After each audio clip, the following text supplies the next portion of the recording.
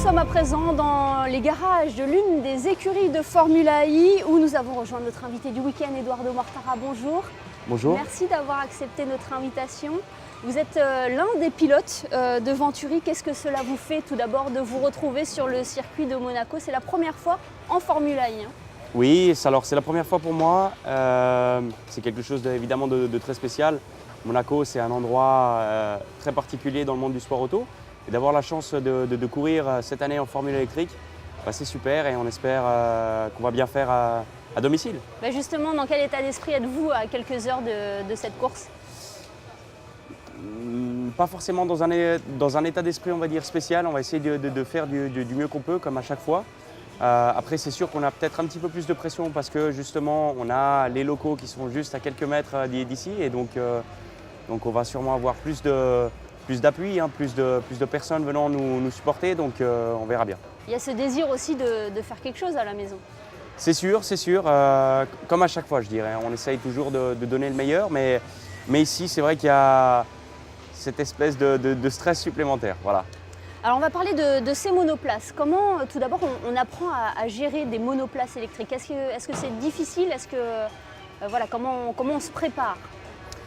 Comment on se prépare? Alors, tout d'abord, on a une monoplace qui est complètement différente de ce qu'on peut avoir normalement dans le monde du sport auto.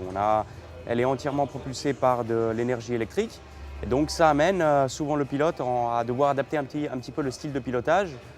On est amené surtout en course à essayer d'aller le plus vite possible, mais en consommant le moins possible. Et donc pour cela, on a des petites techniques, notamment sur les freinages. On essaye de régénérer un maximum d'énergie en fait sur les zones de freinage pour pouvoir après utiliser cette énergie supplémentaire à l'accélération, on va dire. Puis il y a un dialogue aussi avec tout le team Venturi pour que cette voiture soit la plus performante possible. C'est sûr, c'est un dialogue, on va dire, permanent. Les ingénieurs ont sûrement peut-être plus à faire dans cette catégorie que dans d'autres. Il y a énormément de paramètres en fait à paramétrer, on va dire. Et voilà, et c'est souvent très complexe parce qu'il y a énormément d'électronique dans nos softwares, dans toute la partie, on va dire, hardware, donc c'est-à-dire du moteur électrique, l'inverteur, la boîte de vitesse. C'est très complexe et donc du coup on doit avoir un dialogue permanent avec les ingénieurs. C'est votre deuxième saison en Formula I, votre deuxième saison avec Venturi. C'est un championnat palpitant. Il y a eu 8 polemen. On est à la 9e course là avec Monaco, 8 polemen, 8 vainqueurs différents. C'est ce qui fait le charme de ce e-prix. Oui, d'ailleurs parmi les 8 vainqueurs, on a gagné une course. J'ai gagné à Hong Kong, donc ça c'est super. Et oui, ça rend, je pense, le championnat un petit peu imprévisible. Je pense que c'est particulièrement passionnant en fait pour les personnes qui regardent la Formule 1. On ne sait jamais qui va gagner, qui va être en pôle. Donc ça c'est plutôt pas mal. Vous avez parlé de votre première place à Hong Kong, il y a aussi cette 3e place à Santiago. Il y a cette année une nouvelle voiture, la Gen 2. Qu'est-ce qu'elle a de si particulier et qu'est-ce qu'elle a apporté en plus à cette saison? Alors pour notre saison, tout d'abord, on a eu des hauts et des bas, on a eu des très bonnes performances, comme vous avez dit, on a gagné, on a fait des podiums et on a eu des courses où on est un petit peu passé à travers parce qu'on a eu des problèmes. Par rapport à la Gen 2, en fait, c'est assez facile en fait d'avoir des petites erreurs au niveau, on parlait justement avant des paramètres, des softwares embarqués dans la voiture. C'est assez facile des fois de faire des erreurs. Cette Gen 2 est en fait beaucoup plus complexe que la voiture précédente qu'on avait. Il y a énormément plus d'électronique. Toute la partie par exemple du freinage est guidée électroniquement. Donc si on a les mauvais paramètres, malheureusement, ça donne une voiture peut-être beaucoup plus difficile à conduire. Donc on a beaucoup appris cette année et puis on espère que sur les week-ends maintenant restants qui vont arriver, on va bien faire. Et puis il n'y a plus ce fameux changement de voiture en cours de course, ça aussi c'est précieux.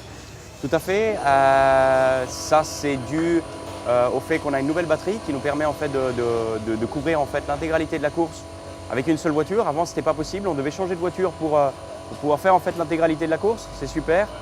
Après, je ne sais pas, c'est aux spectateurs et aux téléspectateurs de juger si c'est mieux comme ça ou pas.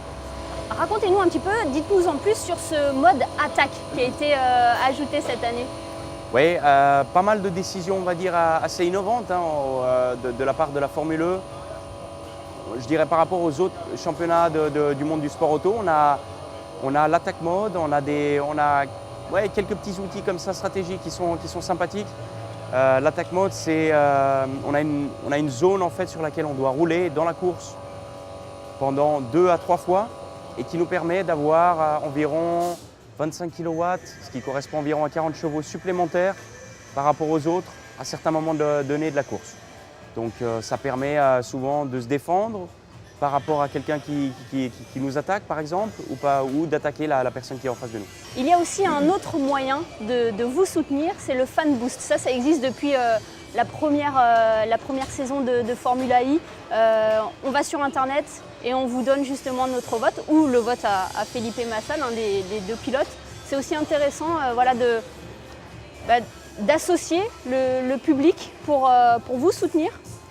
La Formule E a trouvé le moyen de faire interagir justement les fans à travers les réseaux sociaux. Ils ont la possibilité en fait de voter sur Twitter, Facebook et Instagram via des hashtags je vote pour Eduardo, je vote pour Felipe. Et après ils vont comptabiliser en fait le nombre de votes. Les 6 premiers je crois ou les 5 premiers ont la possibilité d'utiliser un petit gain de puissance en fait en course et c'est pas négligeable. Voilà. Il n'y a plus qu'à se connecter pour voter pour vous alors. Exactement, j'espère. Ouais. Merci beaucoup Eduardo. Le e-prix sera à suivre sur Monaco Info à partir de 16h samedi. On vous souhaite bonne chance et on l'espère pouvoir assister à un podium de Venturi en tout cas. J'espère aussi. Merci beaucoup.